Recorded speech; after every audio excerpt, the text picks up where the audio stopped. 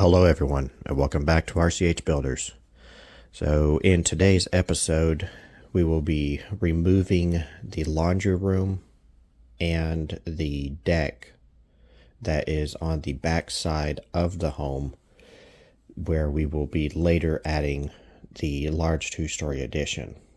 So first thing, I'm removing them carefully, as opposed to just tearing it up with a skid steer.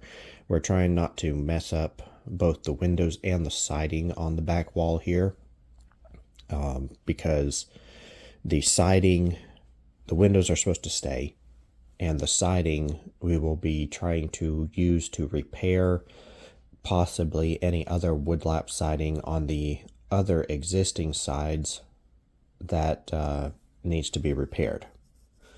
And then there will be a divider section basically between the addition and the existing.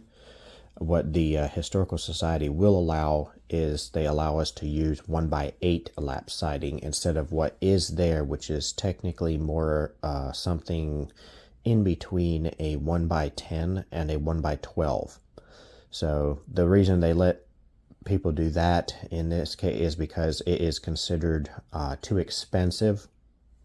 So they're able to apply for basically for it being too expensive and not economically feasible for them to go back with the original wood siding, because every piece would have to be hand milled and would just cost a whole lot more. It ends up being something that is I think when I did one for a guy previously, it was he was saying a house that was the same size as what I had done for him, which was a two-story, rather large home. But when we did it, what we did was for, I think, if I remember correctly, on the job, I think we quoted the job around $80,000. But he knew a guy who had done it with the original siding previously, and it cost the guy almost $1.5 million, a whole $1.5 million. So that is where they're able to use that as an argument, as of it just being too costly for them to do. If you're a historical society trying to do it as a like a museum type deal, you're probably going to want to go back with the original. But then at the same time, typically you're working off of grants and being given the money to do so. But in someone who's just, they bought the house and they're trying to live in it and just trying to get themselves some more living space, they are allowed to argue that fact.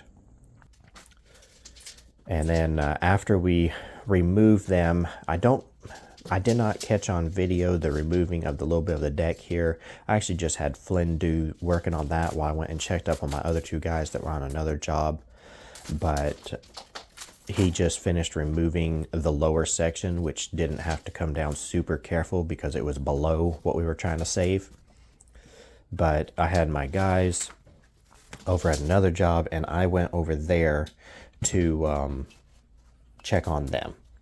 And what I was doing instead here was I'd simply put up some OSB on the outside to cover up the hole, because we are using that door later as the entrance to the hallway that goes in the addition. So I did that, and then on the inside I am cutting this pink insulation board here, which is 2 inches thick. It's the thickest of the 2-inch insulation board that you can just get at the store. And I'm just using it to basically block air gaps in the door jamb. So I pretty much just take out the door stop that is in the door already. I remove it and flip it around and use it to just hold it in place. When it's all done, this will probably just be a case opening, and we'll probably remove the doorstop completely so that it's not there at all. So therefore I wasn't too worried about the doorstop itself. Plus it looked like it had been replaced anyway. It was in like 4 pieces when it should have just been the 2 sides and the top. So something that commonly happens. I simply shoved the insulation board down because with where the siding is on the outside, there is a gap below. There's a slight gap down underneath where you can't really see between the floor and that board. So but it was about a 2-inch gap. So I push it down into that gap there just to keep it from, just to really seal that gap. Then I put another little piece across the bottom as well, just to help hold that. So hope y'all enjoyed watching. We got more videos coming of the digging out, because we had to dig out a good bit for the basement here. And I think we have 2 more at it right now for the house flip number 1 that we have at this time. And maybe by the time those ones are out, maybe we will be able to make it down there and do another.